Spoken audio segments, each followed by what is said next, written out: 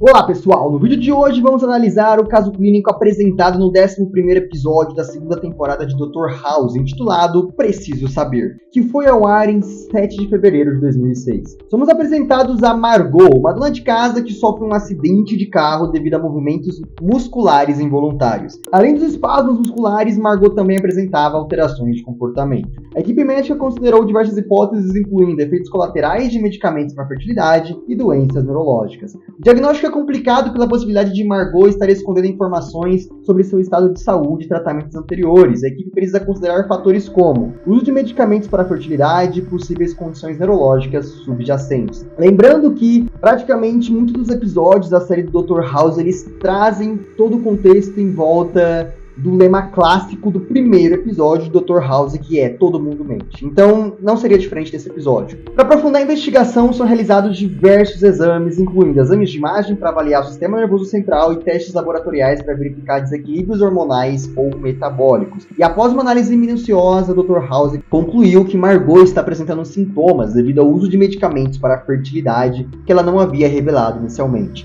Essa medicação estava causando os movimentos musculares involuntários e alterações de comportamento, e tudo isso estava relacionado com nada mais, nada menos do que um adenoma hepatocelular. Vamos falar um pouco então desse adenoma hepatocelular para a gente entrar bem nessa questão da medicina. O adenoma hepatocelular, também chamado de HCA, é uma lesão hepática benigna. Ela é sólida e também é muito rara de ser encontrada, que geralmente aparece de forma solitária em mulheres jovens que fazem uso de anticoncepcionais hormonais. Ele se desenvolve em um fígado de aparência normal. Entre os principais fatores de risco para essa doença estão o uso de estrogênios, uso de anabolizantes, obesidade, síndrome metabólica e algumas doenças genéticas, como a doença do armazenamento de glicogênio. Esses fatores aumentam a chance de desenvolver esse tipo de tumor benigno. Do ponto de vista patológico, o adenoma hepatocelular é uma lesão bem delimitada, composta por células maiores que os hepatócitos normais, com acúmulo de gordura e glicogênio. Ele não apresenta estrutura típica do fígado normal, como ductos biliares ou tríades portais, e por isso pode ser diferenciado de outras lesões benignas, como hiperplasia nodular focal. Existem 3 subtipos principais de adenoma hepatocelular. Subtipo 1, HNF1-alfa, mais comum entre mulheres com baixo risco de complicações. Subtipo 2, adenoma hepatocelular inflamatório, que também é comum em mulheres com maior risco de sangramento. E o subtipo 3, que é o adenoma hepatocelular beta-catenina, que é mais frequente em homens e com risco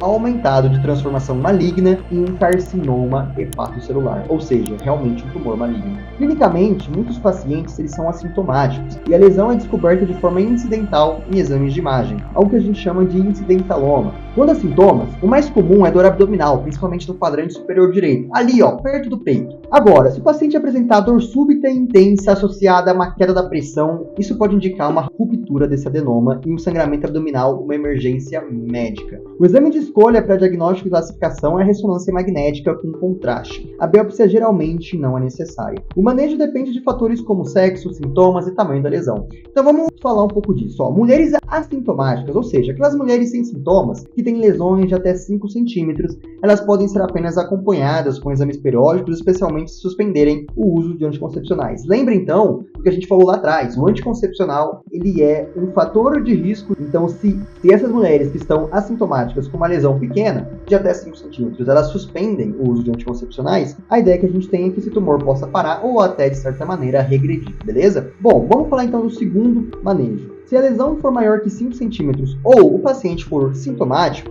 a gente costuma tratar então esses pacientes com uma ressecção cirúrgica. Então a gente vai pegar esse tumor e vai retirar devido ao risco de sangramento. Agora, em homens, a conduta é mais agressiva. Qualquer adenoma em homem deve ser ressecado. Então lembra que eu falei para vocês previamente. É mais comum de aparecer esse adenoma hepatocelular em mulheres. Só que se aparecer em homem, a grande chance é que esse adenoma possa evoluir para um carcinoma, que aí sim ele é maligno. Então se aparecer um adenoma hepatocelular em um homem, a gente vai ter que tirar ele. A gente vai fazer realmente uma ressecção cirúrgica de qualquer tipo de adenoma, não importa o tamanho dele. Então, devido ao risco elevado dessa transformação maligna, essa ressecção cirúrgica cirúrgica ela é importante. Vamos então falar um pouco das complicações. As principais complicações do adenoma hepatocelular são o sangramento espontâneo e a transformação maligna em carcinoma hepatocelular. Bom, o sangramento espontâneo ele vai ocorrer em até 64% dos casos com lesões grandes. E essa transformação maligna em carcinoma hepatocelular, ela tem um risco estimado ali em cerca de 5% pela plataforma médica que a gente está fazendo essa pesquisa, que é o UpToDate,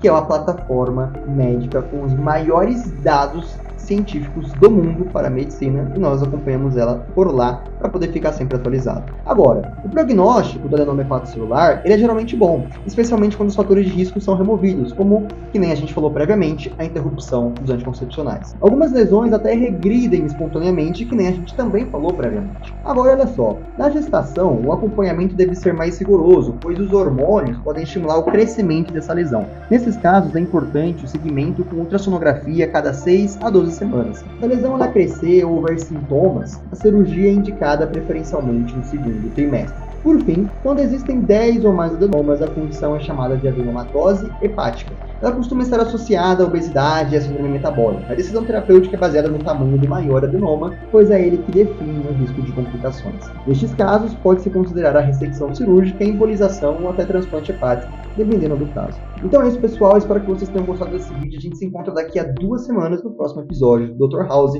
onde a gente vai falar sobre a próxima doença, que é a síndrome de Melas. Uma doença genética rara que afeta as mitocôndrias e eu tenho certeza que você não ouviu falar sobre ela.